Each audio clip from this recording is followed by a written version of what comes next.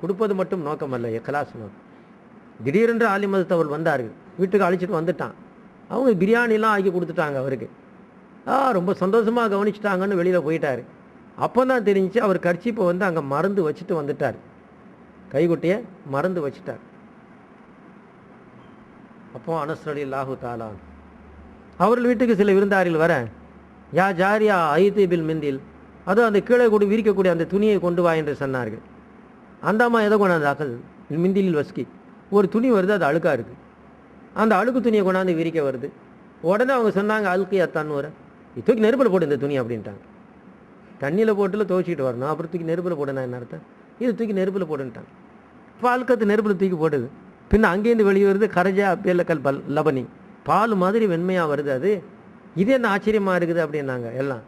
கான நபி ஸல்லல்லாஹு அலைஹி வஸல்லம் யம்ஸஹு பிஹி வஜஹஹு, பெருமானார் இங்கே வந்திருக்கும் பொழுது இதை எடுத்து முகம் துடைத்தார்கள். அன்றிலிருந்து இதை நெருப்பு தொடுவதில்லை. அதை நெருப்பு தொடவில்லை என்பது உண்மைதான், ஆனால் அதே நேரத்தில் அழுக்கேறி இருந்தது என்பதையும் மறக்கக்கூடாது. இப்படித்தான் நாம் அறிவுகட்டத்தனமாக சஹாபாக்கள் சிலர் அப்படி செய்தார்கள் இப்படி செய்தார்கள் என்று சொல்லக்கூடாது. அவர்கள் என்ன செய்தார்கள், உடல் ஆரோக்கியமாக இருந்த போதிலும் எதிரிகள் தாக்கக்கூடிய அந்த நேரத்தில் அந்த நிர்பந்தத்தின் காரணமாக தடுக்க வேண்டும் என்ற நிலையிலே, அருமை நாயகம் தடுத்து நிறுத்துங்கள் என்று சொன்ன நிலையிலே அவர்கள் போனார்களே, அவருடைய உடல் நோய் இல்லாமல் தானே இருந்த போதிலும் நோய் இல்லாமலே வெட்டுப்பட்டு விழுந்து மரணித்தார்கள் அல்லவா, நோய் இல்லாத நிலையிலேயே அவர்கள் மரணித்தார்களே. ஏன்? அவருடைய நோக்கம் தீனாக இருந்தது, அவ்வளவுதான். அவருடைய நோக்கம் நியாயமாக இருந்தது, ஹக்காக இருந்தது, தீனாக இருந்தது. அதனால்தான் உடல் நல்லா இருந்தும் கூட மரணம் வருவதற்கு வாய்ப்பில்லை என்ற நிலையிலும் கூட வேண்டுமென்றே தேடி மரணத்தை பெற்றார்கள் அல்லவா. இப்படித்தான் அவர்கள் இதயம் பரிசுத்தமாக இருந்த போதிலும் கூட, பாவத்தினுடைய நினைவை விட்டும் கூட அவர்கள் தூய்மை பெற்றவர்களாக இருந்தும் கூட செய்தார்கள் சில விஷயங்களை. காரணம், ஷரியத் செயல் ரூபத்தில் காட்டப்பட வேண்டும் என்பதற்காக, பிராக்டிக்கலாக ஷரியத் காட்டப்பட வேண்டும். வெறுமனே இப்படித்தான் ஆபரேஷன் செய்ய வேண்டும் என்று சொல்லி கொண்டிருக்க கூடாது. ஒரு உடலை போட்டு அறுத்து காட்டணும் மாணவனுக்கு, ஸ்டூடெண்ட்டுக்கு. அப்போ தான் அவன் ஒழுங்கான முறையில் அடுத்த ஆபரேஷன் செய்வான் ப்ராக்டிக்கலாக. இப்பொழுது பெரிய அதிசயம் என்னன்னா, வெறும் படிப்பில் படிச்சுக்கிட்டு சமையல் செஞ்சால் நீனே சாப்பிட மாட்டேன். இப்படி நான் ஆப்ரேஷன் பண்ணுறேன் மருத்துவ படிப்பை படிச்சுக்கிட்டு ப்ராக்டிக்கலில் இல்லாத படிங்கன்னா யாரை போட்டு அறுத்தாலும் அதுதான் அவங்களுடைய கடைசி முடிவே. ஆப்ரேஷன் சக்ஸஸ், பேஷண்ட் எக்ஸ்பைர்டுன்னு சொல்லிட்டு போயிட வேண்டியது தான். அதே நேரத்தில் டிரைவிங் சீட்டு, இது காரில் புத்தகத்தை பார்த்து கார் ஓட்ட கற்றுக்கிட்டேன்னா அப்படி தான் அமுக்க வேண்டியது தான். ஆக்சில் என்ன ஆகும்னே தெரியாது, நம்ம கார் நினைச்சு என்னது அதில் ஒருத்தன் வந்து பின்னால் நாங்கள் நாங்கள் செய்கிறோம், எந்த தப்பும் இல்லை. அவன் வேகமாக வந்து டமால் அடித்தான், சிக்னலில் வந்து அடிக்கிறான், நம்ம என்ன செய்ய முடியும்? என்னது அடித்தவொன்னே அப்படி இது பண்ணி உடனே நாங்கள் அவர் எந்த ஆக்ஷனும் எடுக்கலை. ஏன்னா பின்னால் இடிச்சதுக்கு நான் ஷீடெல்லாம் கேட்கணும். ஆளை விடப்பா, நம்ம உயிருக்கு ஆபத்து வராமல் காப்பாற்றணும், அல்ல அது வரைக்கும் சந்தோஷப்பட்டு போவோம். வேண்டுமானால் நம்ம உயிருக்கு ஆபத்து வராதனால நாம் அவருக்கு வேணால் அன்பளிப்பை கொடுத்துட்டு போயிடுவோம். யார் இடிச்சவருக்கு பெரிய நஷ்டம் இல்லாமல் சின்ன நஷ்டத்தை கொடுத்து காப்பாற்றி விட்டான்ல, அதை பார்க்கணும் இல்லை. புரிஞ்சுங்களா? இது எல்லா டிரைவர்ட்டும் சொன்னால் அவ்வளோதான், வேணும்னு வந்து இடிக்க ஆரம்பிச்சுடுவாங்க, பெரிய ஆபத்தாக போயிடும். அப்போ அல்லாஹ் ஜல்ல ஷானுவத்தாலா இப்படி புத்தகத்தை படித்துவிட்டு சமைத்தேன், அதை நீங்கள் சாப்பிடலாம். ஆனால் அதே நேரத்தில் சமையல்காரருடன் இருந்து பயிற்சி பெற்றால் அந்த சாப்பிட முடியாது. புத்தகத்தை படித்தா சாப்பிடலாம். ஆப்ரேஷன் பெரிய டாக்டரோடு சீனியரோடு இருந்து நாம் அசிஸ்டண்டாக இருந்து ஆப்ரேஷன் செய்தால் அந்த பேஷண்ட் இறந்துடும். நாம் வெறுமனே ப்ராக்டிக்கலாக சீனியர் டாக்டரோடு இருந்து ப்ராக்டிஸ் பண்ணாமையே வெறும் புத்தகத்தை படிச்சுட்டு ஒரு பேஷண்ட் ஆப்ரேஷன் பண்ணால் அவங்க சக்ஸஸாக படிச்சுக்கிடுவாங்க. ஒரு டிரைவரு கூட இருந்து அது எல்போட மாட்டிக்கின்னு அவர் ஓட்ட கற்றுக் கொடுத்தா நம்மளுக்கு ஓட்ட தெரியாது, சரியான முறையில் ஓட்ட தெரியாது. நாமளே ஏறி உட்காந்து புத்தகத்தை பார்த்துட்டு ஆக்சில் அழுத்தணும்னு சொன்னால் கார் சரியான முறையில் நேராக சொர்க்கலோகத்துக்கு போயிடும். இப்படி நாமெல்லாம் கிதாபில் பார்த்து இல்மை பெற்றுக்கிறோம். கிதாபில் பார்த்து தொழுகிற ஆள் நாம, குரானை பார்த்து தொழுகிறோம், நோம்ப பிடிக்கிறோம். ஆனால் அவர்கள் முஹம்மது ரசூலுல்லா என்ற அந்த சீனியரோடு அசிஸ்டராக இருந்து அவர்களோடு இருந்து தீனை பிராக்டிக்கலாக பெற்ற சஹாபாக்கள் தௌஹீதில் இருக்கின்றார்களா? புத்தகத்தை பார்த்த நாம் தௌஹீதில் இருக்கின்றோமா? அவர்கள் தான் தௌஹீதில் இருக்கின்றார். உண்மையான தௌஹீத்வாதிகள் அவர்கள் தான். ஏன்? நேரடியாக முகமது ரசூலுல்லாவோடு தீனை பிராக்டிக்கலாக பார்த்தவர்கள், கற்றுக்கொண்டவர்கள் உத்தம சஹாபாக்கள். கைருல் அல்லாஹ் ஜல்ல ஷானுவ தஆலா. ஆக இந்த அந்த மண்ணுக்குள்ளே வைக்கப்பட்ட சடலம் என்று சொன்னேன். இப்போ அல்லாஹ் ஜல்லஷானு தாலா ஆக மண்ணுக்குள்ளே வைக்கப்பட்டது அந்த சொன்ன அஜ்பசனம், அதை மட்டும் அல்லாஹு தாலா விட்டு வைக்கின்றான். ஆனால் நபிமார்கள் வலிமார்களை பொறுத்த வரையில் அவர்களுடைய திருமேனி அப்படியே பத்திரமாக பாதுகாக்க. இன்னல்லா ஹர்ரம் அல் அர்லி அன் தவுக்குல் அஜிசாதல் அன்பியாய், நபிமார்களுடைய உடலை மண் சாப்பிடுவதை விட்டும் அல்லாஹு தாலா தடுத்து விட்டான். குல்லு எபுன் ஆதம் யாக்குல் உத்தரா, ஆதமுடைய மக்களை மண் சாப்பிடும். அசுபசனம் அது மட்டும் இருக்கும், பின் அதிலிருந்து மனிதன் எழுப்பப்படுகின்றான். இது ஒரு நிலை. ஆனால் நபிமார்கள் வலிமார்களுடைய மேனி அப்படியே உள்ளே இருக்கும் என்றும் சொல்லப்பட்டது.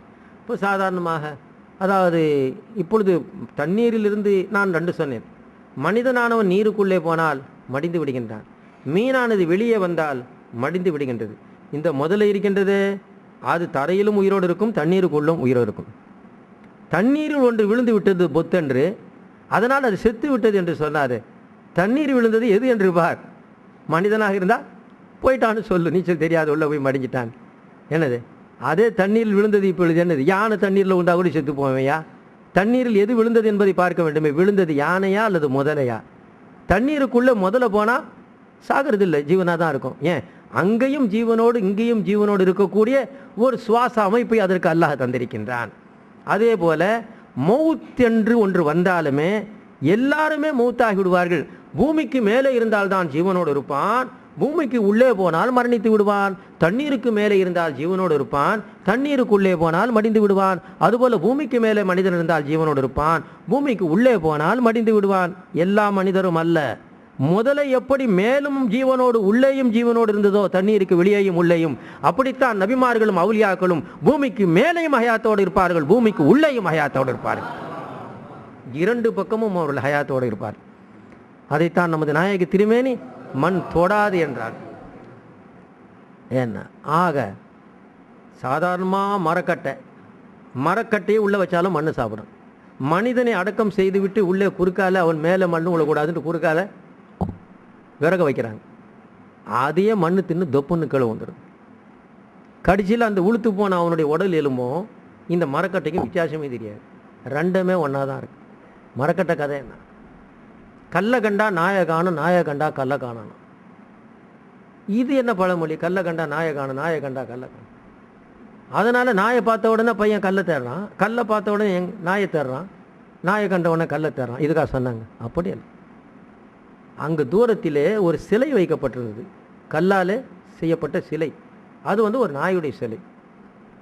இவன் இங்கேருந்து தூரத்துலேருந்து பார்த்தா நாய், இது பழக்கம் இல்லாதது, கிட்ட போனால் பாஞ்சு கடிச்சு குதறோம், தொப்புளை சுற்றி எத்தனோ ஊசி போடணுங்கிறாங்க, போகலாமா வேண்டாமா அப்படின்னு யோசனை பண்ணி நிற்கிறான். அப்புறம் பார்த்தா நாய் கம்முன்னு இருக்குது. என்ன குகைவாசி நாயா அப்படியே நினைக்கிட்டு, இது என்னன்னு தெரியலடா, இது அசையாமல் நிற்கிது.